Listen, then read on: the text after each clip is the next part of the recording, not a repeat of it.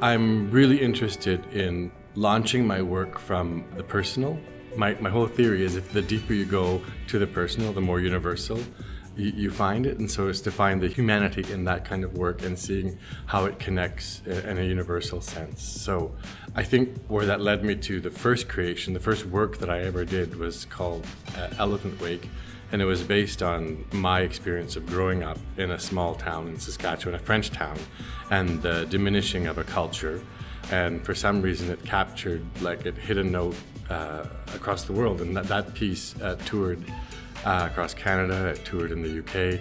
So I guess maybe that's an example of my theory of looking into the personal.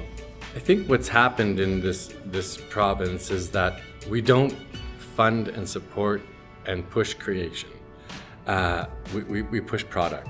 We push the idea of getting to a result first. And so in order to manage that and to sort of say like, well, I got to make a product by the end of this process, we edit it and bring it down, and to make it, we make a bunch of compromises, and there you go. By the end, you have a distilled kind of smaller idea of what your original dream was.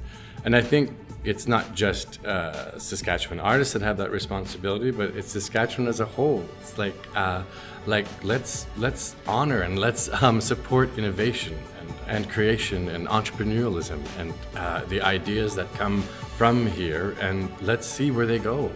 I think that's how you make the best arts ecology. I think it's how you make the best society.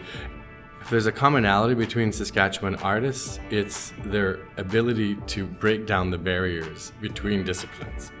And always that sort of pioneering looking, what is theater, or what is visual art, or what are the cross sections between those things?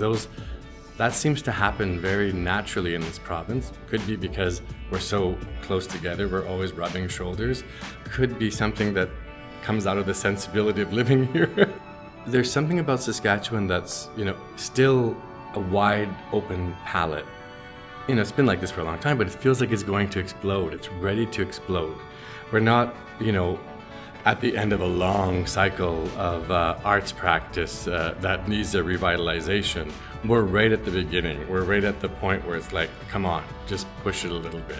Give it a little bit of fertilizer, give it a little bit of nutrition, and this ecology is going to explode. Like the Movable Feast provocation series we just did, where we invited independent artists and had a panel discussion, there was a tangible feeling in the room that everyone was like latching on to that potential of energy that was just ready to burst. And all it took was to open up the conversation. And it just sort of spiraled out of great chaos. And I loved it. The feedback we got from it was artists writing me and saying, I never stopped answering those questions that you asked that the panel was asked, and I never stopped discussing it for like 3 days after, and they're still sort of sitting in my head. So I just think there's a great need for that to nurture this great energy potential.